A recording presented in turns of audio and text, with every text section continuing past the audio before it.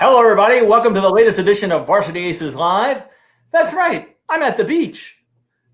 We've got a big show planned for you today. I want to thank you for tuning in. We've got two of the best in the volleyball business in North Jersey today joining us, as nobody does it better than volleyball. Nobody does better volleyball than North Jersey. I'm honored to be joined by my colleague, Mr. Greg Tartaglia, the one and only Melissa Landeck of Old Tappan, and the one and only Brad DiRupo from Bogota. We're going to talk a little bit about volleyball, what the seasons look like up to now, what they know. Are we really going to move to spring? Can we play beach volleyball? I think I want to play beach volleyball at this point. And the first thing, guys, is thank you so much for being a part of the show. And I'll start with you, Melissa. Ladies first. What's practice been like, and how have the girls adapted to being outside? And I mean, how many balls get lost in the mud, or what's practice like? What's the whole situation look like?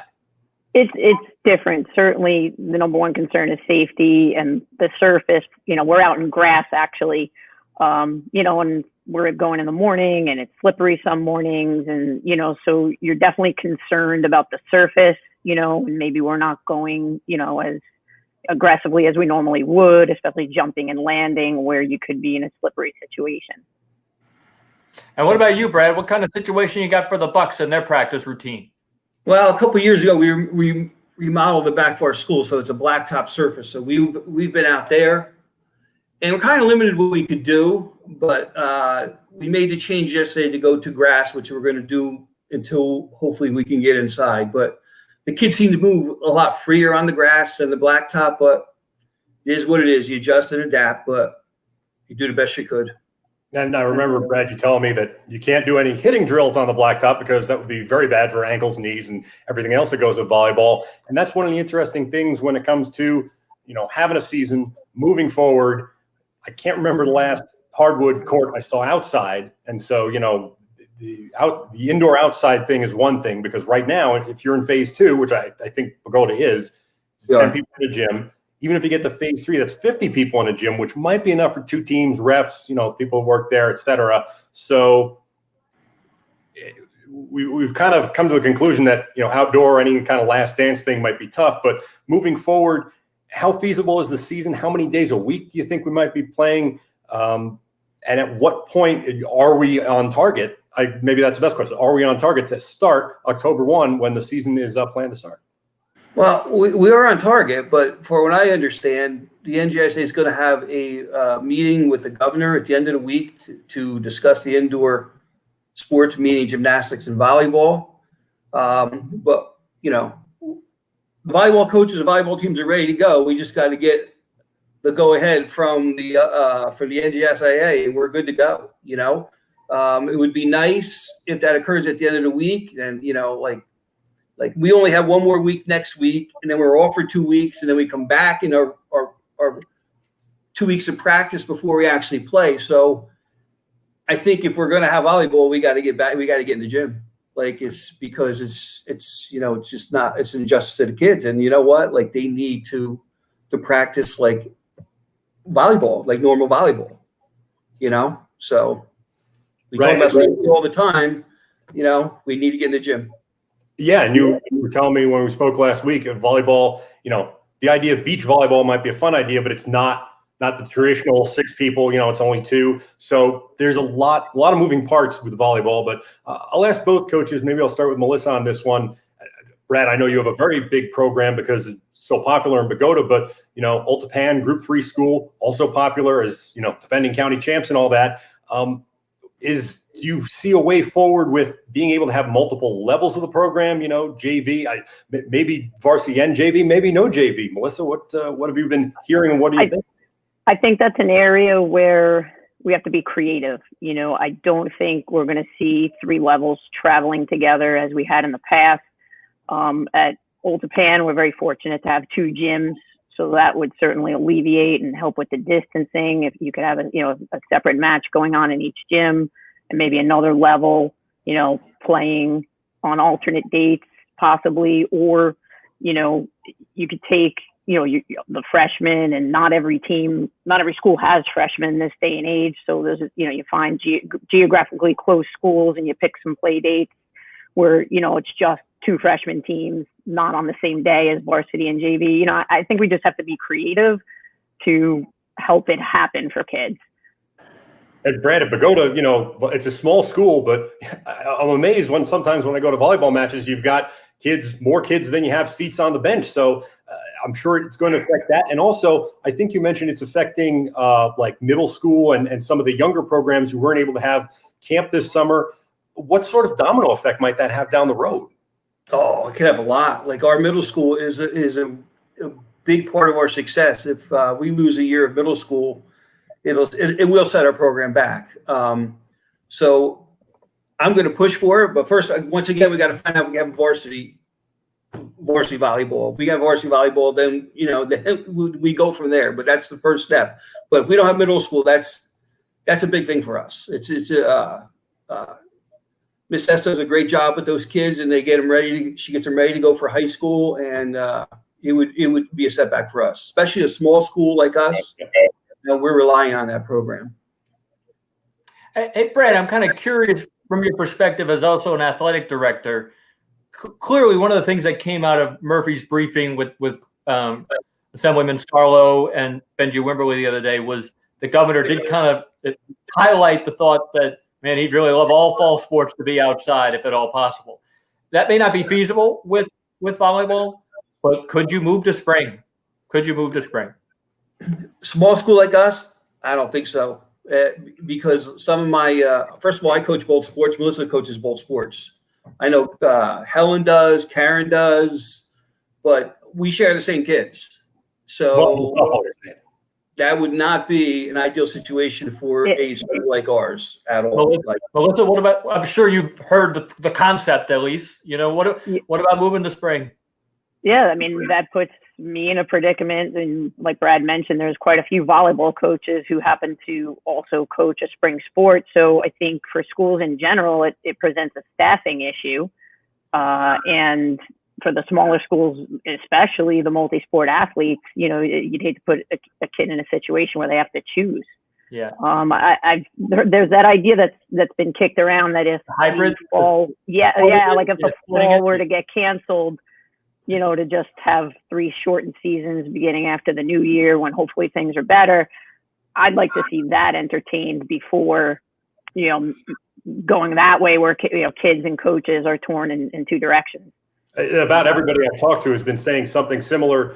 One of the ADs I talked to mentioned they're doing it in Delaware. And there is overlap, even at the big schools. You know, when I was talking to the Wayne Valley AD the other day, he mentioned our best volleyball player was also our best basketball player. Not only that, yeah, you can have volleyball in the winter in theory because it doesn't have to go outside, but where are you going to put everybody with girls basketball, boys basketball, wrestling often used in the gym, but maybe not at a small school. So yeah, a lot of complications there, huh? No, and I think Maryland's doing it also, and it would be, the seasons would be 2 months. So winter would go first, then fall, then spring. So they're like 2 months, two-month increments. I would, if we could not go with volleyball now, I would certainly favor something like that. But I do not. And like, we didn't have a softball season last year, and I really think that was really tough on the kids, you know. I don't want to repeat of that. Like, it's just. I've told multiple coaches, and I've written it multiple times. Like, I think the biggest NJSIA goal, and I think Melissa and Brad could totally understand this, is to save 2021 spring. Even if they have to lose the fall and the winter, it's to save the spring. You know, because of what got lost. You know, like Brad just said, and like Melissa missed a chance at maybe having another county title in softball. You know, I mean, a serious. Hey, come on, let's talk about it. But I want to know, is it really impractical to think that we could have outdoor volleyball matches in October? It'd be hard to I do. guess you'd say never say never, and logistically, I think it would be difficult, especially on some schools that just don't have the physical property and land to, you know, have that going on along with the other fall sports, you know. And there are some safety concerns when you're outdoors, you know, that we don't have to worry about indoors. But if it came down to, hey, you have to be outside or you have nothing, Well, then I guess we would all find a way. I think the volleyball coaching community, we all love the game, and we would say, okay, we'll find a way. Hopefully it doesn't come to that. No. There's a part of me that almost wondered, could you install the spring floor outside, the old gymnastics spring floor, and mark it off and play it for volleyball. But another question that I've been curious about is and Brad, you probably might know this a little bit. What's the club scene like right now? What are the volleyball clubs doing right now? Are they practicing? Are they playing games? Is there any travel going on? Some have started. They just had tryouts. Actually, GIVA, which is the governing body for volleyball, for club volleyball for us, has given a go ahead for actually start tryouts and stuff like that. So yeah, there's some clubs that are in not full force, but they're operating. Those are the clubs that have their own facilities, because you're certainly not getting into any schools or churches. So, but yeah, it's happening, and it's going to happen a lot in the fall. If we don't have volleyball, there will be a lot of club volleyball. There'll be a lot, my prediction. I don't sort of has become one of the things that's sort of become fallen by the wayside is tournament play. Tournament play is huge for volleyball. And I have a question for both coaches. I'll start with Melissa. You're very well connected with the BCWCA. There's going to be no Bergen volleyball tournament this year.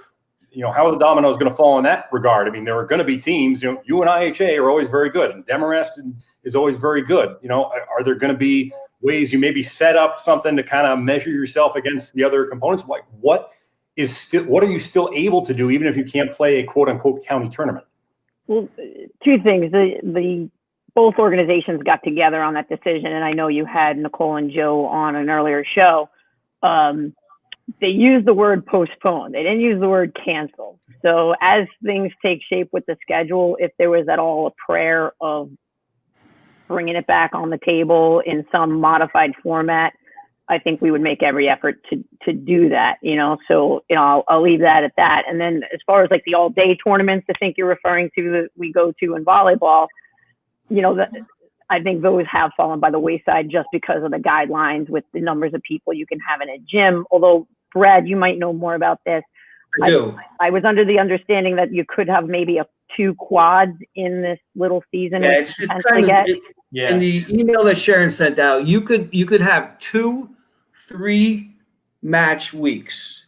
And then in that, so if you had like a mini tournament, like a 4-team tournament on a Saturday, that would count as a match. But there's it's like scrimmaging. It's like pool play. That's what the deal is. So I thought that was very interesting. But your kids get to play. It's obviously a positive, But yeah, you're allowed 2 3-match weeks, like basketball, same thing, And the other end of the tournament play is the state tournament, which number one, I've been hearing rumblings that they wanted to go back to the north and south geographical separation. That was one thing, but that was before all this started. And I know, Brad, you've been in on a lot of these meetings. What are any sort of state tournament playoff type games looking like now for volleyball? Well, there is none. There's no state championships. There's none. Like I said, the schedule is made where you have 2 weeks of postseason, they call it. Right. No one knows what that really is. Again, I think it's, you still got to put your scores in an NJO and all that stuff. And then they said they're going to seed them from there. I don't know if they're going to seed group 1, 2, 3, 4 and parochials. I don't know how they're going to do it, to be truthful, but there's 2 weeks for postseason. I don't know. I would think geography is going to come into play. Right. That was they were talking about that at the end of the previous volleyball season. And well, I guess they'll shelve it for another time, right? Yeah, but there's no state championships in any sport, and football included, which is shocking, but it is what it is, So I'm curious to know from both of you the impact on recruiting. It's something that we've talked about a little bit as a staff. Me and Greg have talked about it for sure, and some of the other guys on staff.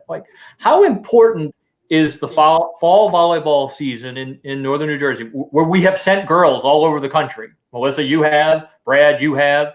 How important is the high school season, and how big of a loss is it for girls if we don't have a season? Brad, I'll start with you. It's really big, because when you have success in high school, it leads to club. But when I contact a coach, a college coach for a child, they'll ask me my opinion about that player in terms of their skill. Okay, which and I'll go over, like, she had 300 kills and she was my best passer and she's a great kid and she's a real team player. The next question they ask, what club does she play for? Okay. I've had college coaches, and I had a couple of kids that did not play club, and one of them said to me, well, coach, I appreciate your input, but, like, all things being equal, I'm going to take the kid that plays club. So I think the high school leads into club. I don't think all club coaches think that way, to be honest with you. Okay. I think you need both. It's a mix kind of deal. You can't one out the other, but, like, I push my kids to play club. That's an equalizer for us and makes us better, which I'm sure all high school coaches do, because if you don't, you lose those months of development. And it's a very important part. We actually have our own club program because my kids really can't afford all these high costs, and my rec is involved, and we get the gyms through the rec. They cover us insurance wise and stuff like that. So it's important. Melissa, it almost seems like it's almost like that middle of the road kid, I feel like, is the one who's missing out. As Brad was saying, like, the club kids are already kind of known about. It's maybe the girl who maybe gets a shot to play at maybe Montclair State or Kane or a Monmouth kind of thing, who's the one missing out.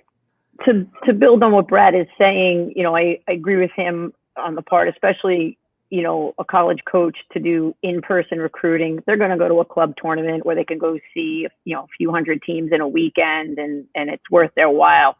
That being said, when I've communicated with college coaches over the years, my experience is, I think the high school coach could provide a better reference for the kid's character and work ethic, because unlike club, we're with these kids 6 days a week, where, club might practices a little less frequently and competes maybe a handful of times a month.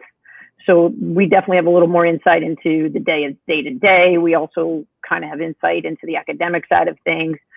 And, in this day and age, all high school coaches are filming everything. And during this, where the NCAA has had a no contact period for the in-person recruiting, we've come to rely on the video, which, I've been helping, some of my athletes with, over these last months to help them, with the process, because they can't go do it in person.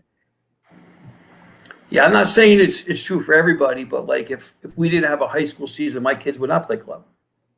It's different with other schools. Like, some kids maybe, listen, you're with your high school teammates. You grew up with these kids, and, like, these are the kids you go to war with every day. You go to battle with in practice. You see them in the hallways, whatever. And I'm not saying club teams don't get close, but they practice 2 days a week. They play in 6 to 8 tournaments, whatever. Yeah, they go some overnight tournaments and stuff like that. But again, my kids personally would not play club if they didn't play high school. That's the way I look at it. I want to refer back to the Monday press conference again, and one of the points they made was, if we didn't have a high school season, we're going to send our kids off, and they're going to be playing on these club programs where maybe aren't as strongly.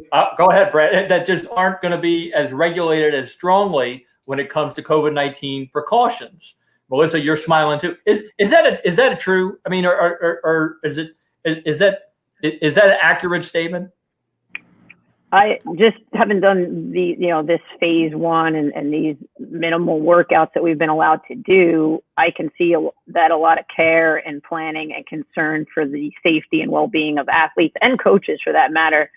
A lot of thought has been put into it by the NJSIA and athletic directors and whatnot. And I feel like we are providing them the safest possible environment. I don't know. I'm not as familiar. Maybe Brad can answer it if the guidelines are as strict with the clubs. I just feel that in high school, they've been super strict with the safety guidelines, in a good way.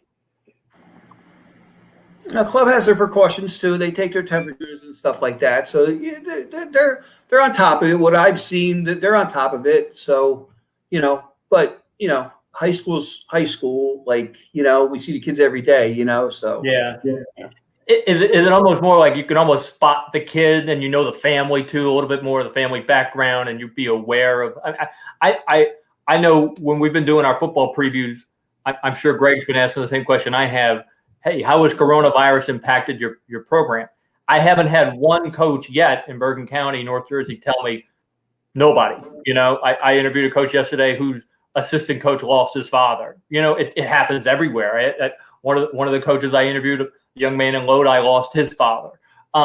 So it is real. It is real serious. So that leads me into like my final. I got one more for Brad, but final question for both of you. What do you think? Are we going to play? Are we going to have a season? Melissa, are we going to have a fall volleyball season? I am remaining optimistic. Yes. And Brad? The only thing I ask is for a chance. Yeah. That's it. That chance. Because, again, I'm talking about my kids. Like, I'll drive through the town of Bogota. I see kids everywhere. Everywhere. Right? We're a walking town. We have no school buses. Our kids walk to school. So in my situation, I feel like my kids are safer with me after school than they are out on the street. Sure. That's what I feel. Okay. I'm not saying, again, that's not everybody, but the only thing, and I sent an email to Colleen McGuire asking for a chance. If it doesn't work, we'll be the first to say it didn't work. Let's shut it down. Just want a chance. That's all. That's it. Indoor sports want a chance. That's it. That's all we ask for. And we'd love to one more chance to cover you and cover the seniors again too this year. So that's all for me. But I just wanted to say a word of thanks because we're all in this together, and like you've both said, hopefully we're working toward getting something going. I got two more things. One, I need Melissa to say hi to her mom and dad. Hi to the Landecks. Hi, Mom. Hi, Dad. and two, though, Mr. DiRupo, I cannot let you go without asking you about wrestling season. If you don't know, Mr. DiRupo is pretty important when it comes to the NJSA and wrestling. Has there been any preliminary conversations at all? And the answer is probably no, Brett. But what I want to ask, no. Not only that, Darren, I'm running the Bergen County tournament now, right? Yeah. I started doing a lot of stuff with it, and then about the middle of July, I just shut it down. Sure. I'm not like there's. I mean, Jack and Ed did a great job. You know what I'm saying? Like a wonderful job. And there's a lot of time and a lot of work. And I said, you know what? I'm going to do all this stuff, and we're going to get just shut down. So I said, so it's kind of like on pause right now. Everything's on pause. So no, I have not had any discussions about the sport of wrestling at the state. The only thing I saw in a magazine was they had all the states, and it said New Jersey wrestling, TBA. TBA, sure. That's what it said. TBA. So I'm sure they contact the NJSA, and that's the result. That's the answer they got. TBA. That's it. All right, Mr. TBA. I think we are fresh out of time. I want to thank our delightful guest today, Coach Melissa Landeck from Northern Valley Old Tappan, Mr. Brad DiRupo from Bogota, very proud Bogota Buck, athletic director and volleyball coach. And I want to thank my colleague, Mr. Greg Tartaglia. It was great having him on as well. Nobody does volleyball better than North Jersey, and we had two of the best coaches in the state today on with us. I want to thank you so much for joining us here on the Varsity Aces show, especially my aunt and uncle way out in the sticks in La Ranger, Louisiana. Don't you have cows to feed? Anyway, let the players remember. Let the players play, the coaches coach, and the officials officiate. And let those Varsity Aces tell you what you need to know. Good night, everybody.